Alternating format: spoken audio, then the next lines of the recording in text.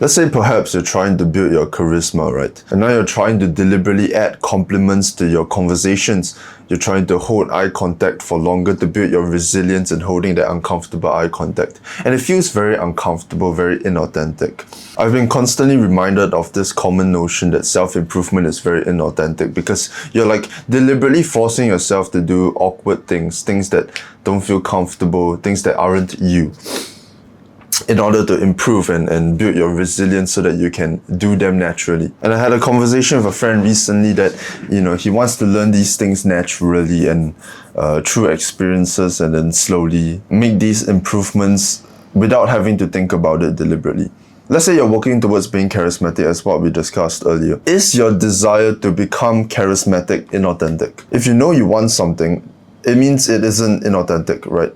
Let's settle at that. So after knowing you want something, would it be inauthentic to find the fastest and most efficient and most effective way to learn that skill or achieve that thing that you want? Through trial and error, you're going to find different methods that you find to be more effective, and you're going to use them in order to build your charisma. And then what you'll find is, by deliberately doing the things that you're uncomfortable doing, and having kind of an image of what your perfect charisma identity looks like, being uncomfortable in the moment, trying those techniques out in person, in conversation, even though it's awkward and uncomfortable and it feels too deliberate, that makes you the fastest progress. Is that inauthentic? I believe it isn't inauthentic at all. In fact, I believe most of the time it is an excuse so that we could take a break from feeling so awkward and uncomfortable. And perfectly and reasonably so. But sometimes we get trapped in that break and convince ourselves that trying to improve, trying to be a little bit more deliberate by how we want to change is ingenuous, and it's poisonous to our own mental health and the way we see the world. I think the feeling of it being inauthentic is in fact proof that you have made some progress, that discomfort is actually evidence that there was growth. And then perhaps now you're stuck in the consideration of, maybe I should stop this whole self-improvement thing because it is so disgusting, right? It's like, it's not me, it's so uncomfortable, and what am I even doing?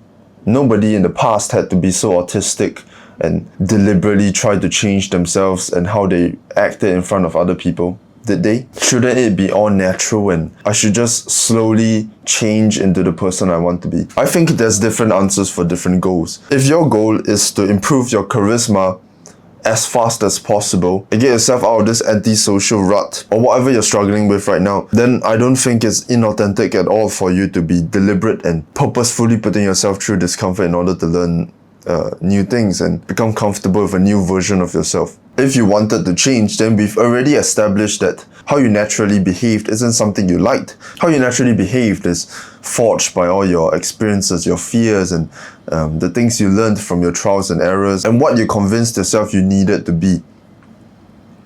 And then after realizing that that isn't very desirable, you try to change it. One question you gotta consider is, what does it mean to be authentic to you? Let's consider this. Which is more authentic? How you want to present yourself or how you naturally present yourself? Is our desire of where we want to be or where we are right now authentic? That is something that varies infinitely. And there are so many considerations that we have to account for. Being authentic and genuine is something that's very, very difficult to define, and it changes in every situation. Like, for example, if you tell a white lie to someone, are you being authentic or inauthentic? You have genuine feelings that this white lie would be more beneficial for the person, right? But at the same time, you are lying, and perhaps you're not naturally a liar, let's say. So was it genuine and authentic for you to tell that white lie? See, that's a whole consideration in and of itself. Now we're stuck. And that decision will boil down to, your values and what you think of yourself, and it will change.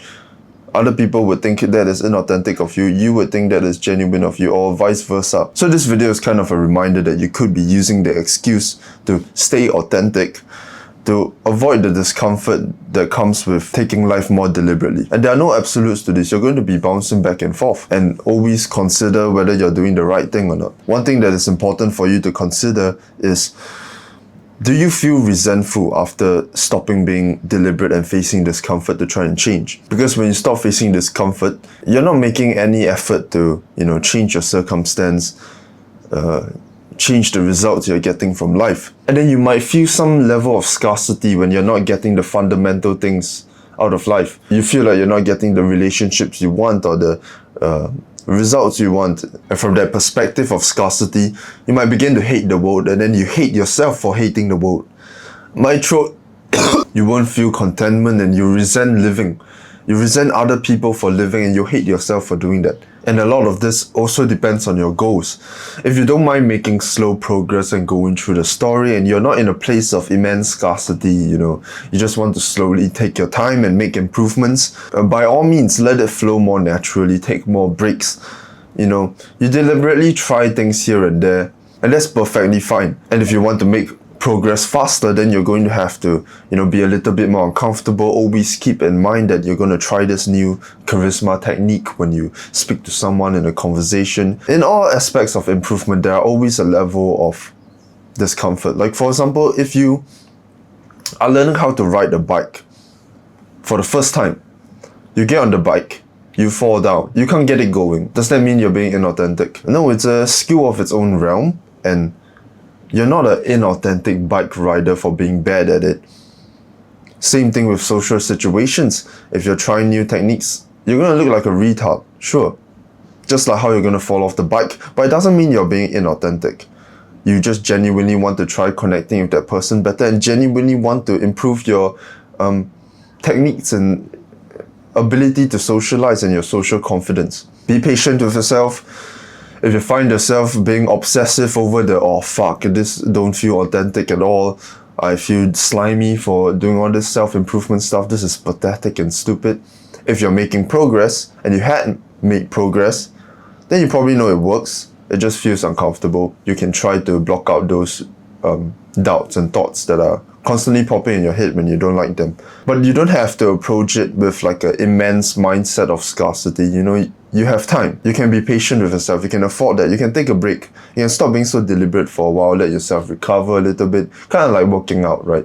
Then the next week you go again and you try to deliberately improve your skills. Be patient with yourself. It's better to be a little bit patient than to push ourselves way too far, get resentful, and then take like a 6-month break off everything we want to improve. You got this. I love you. Good luck. It's a better boat.